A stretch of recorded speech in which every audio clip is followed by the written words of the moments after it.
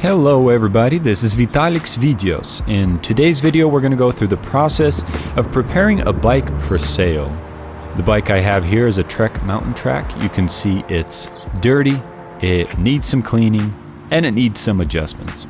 I'll show you my process of adjusting the components, cleaning the bike, and then making it look fresh.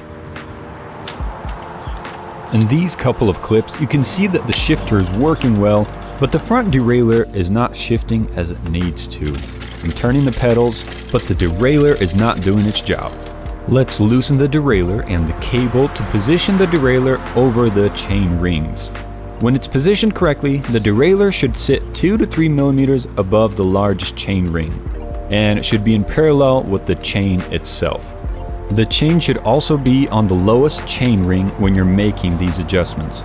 Then once you have that done, you can make adjustments to the high and the low bolts. High allows your derailleur to move further away from the frame. The low shifts the derailleur closer to the frame. You might not even need to touch these if your derailleur works well after your original position adjustment.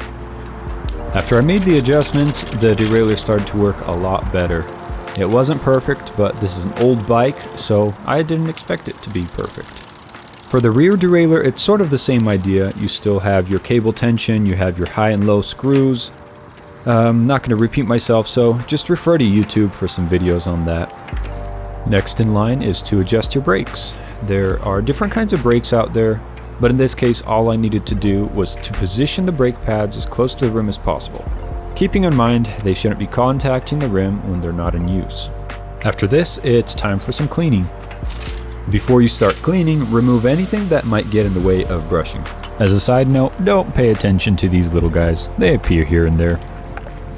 With cleaning, all you really need is some soapy water, some clean rags, and a few brushes and scrub pads, which you can find in stores like Home Depot or Lowe's or even Walmart. Fill up a bucket with tap water, put 10 to 15 drops of dishwashing soap in it, grab your nylon brush and start scrubbing your derailleurs, brakes, and any tight, hard to get to areas like the chain rings and derailleurs. I used a nylon brush for the majority of scrubbing, but for a few areas I needed something flexible like this scrub pad. It worked great for getting into tight spaces.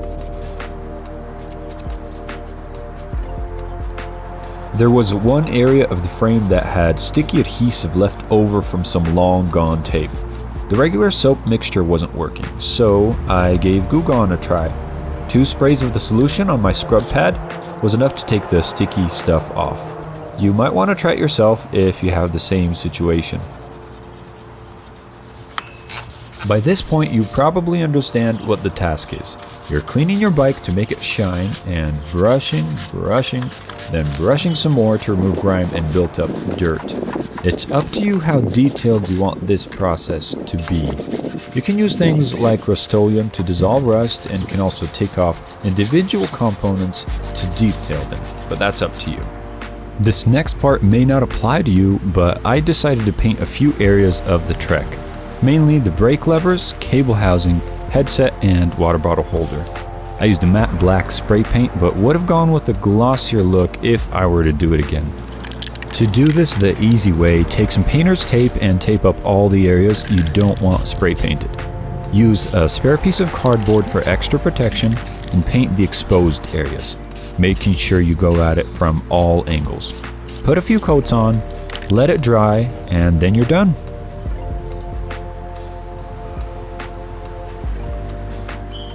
Reinstall anything you took off, remove the tape, pump up your tires, and voila! You'll have a bike that is ready to ride or sell. There are a lot of things I didn't cover in this video, like fixing flats, adjusting different types of brakes and derailleurs, and so on, but you can always search through YouTube for specifics. If you found this video interesting, helpful, or even extremely poorly made, let me know in the comment section below. Also, remember to like and subscribe to help me grow this channel. Thanks, and I will see you in the next one.